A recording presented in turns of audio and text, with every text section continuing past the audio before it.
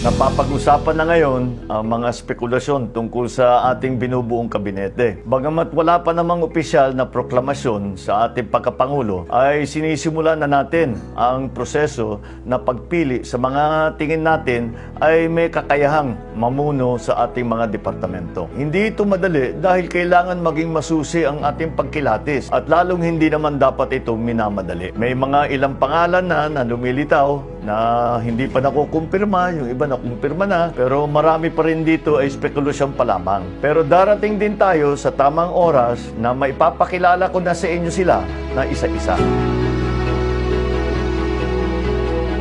Marami tayong magandang balita ngayong linggo na hindi spekulasyon kundi totoong-totoo at kailangan i-celebrate. Unahin ko na riyan ang performance ng ating mga atleta sa Southeast Asian Games na ginaganap sa Hanoi, sa Vietnam. Ang huli kong kita ay nasa 5th place na tayo at patuloy pang humahakot ng medalya. Inaasahan pa natin na makatapos naman tayo kahit 3rd place. Kung may mga events na noon pa man ay tayo na ang laging pinakamagaling. Meron rin mga events ngayon na after a long time ay nagkaroon ulit tayo ng mga medalya. Kaya napakalaking accomplishment para sa ating mga atleta. Considering na pandemic at limitado ang ensayo ng ating mga atleta, kaunti ang mga naging international competition na ito ay nagsisilbi na pagsasanay para sa ating mga atleta. Ganun pa man ay napakaganda ng kanilang ipinakitang puso at galing na kahit may kakulangan sa pasilidad o kagamitan o pinansyal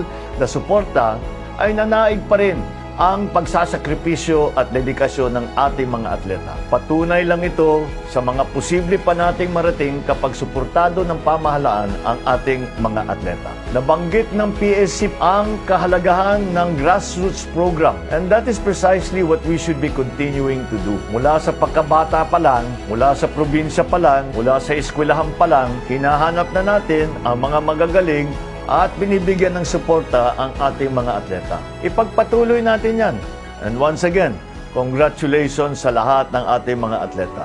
Mabuhay kayo. Naiproklama na ng Commission on Elections ang 12 senador na nanalo. Itong nakaraang araw naman ay naproklama ng COMELEC ang ating mga bagong halal na senador. Marami tayong mga kasama sa unit team na pinalad na makapasok gaya ni Senator Jinggoy, Senator Migs, Senator Win, Senator Mark Villar, Senator Loren, at syempre si Senator Robin Padilla na nag-number 1. Kabilang din dyan sina Senator JB, Senator Cheese, Senator Rafi Tulfo, Senator Joel, Senator Alan Peter, Senator Risa. Pero gayang ng lagi naming sinasabi ni Vice President Inday Sara, wala nang kulay politika mula sa puntong ito at nakakasiguro kami na ang layunin naman ng lahat ng nahalal na senador ay para sa ikagaganda at ikabubuti ng ating bansa. Kaya't congratulations sa inyong lahat. I love it, Mr. P and Son. Kakabalik ko lang din mula sa Australia. Kasama ko ang aking pamilya at kahit tahimik lang, ang pagpunta ko doon ay mabilis talaga ang balita. Kaya't mainit tayong sinalubong ng ating mga kababayan doon. Ako'y nagpapasalamat sa kanila. Talagang binigyan kami ng dahilan ng umiti at makapag-celebrate kasama ng ating mga Pilipino na doon sa Melbourne at sa Australia, meron pang dumating na galing sa New Zealand. Maraming salamat sa inyo lahat. Umasa po kayo na ang kapakanan ng OFW at ng mga pamilya nila dito ay magiging prioridad sa ating mga pinaplanong programa.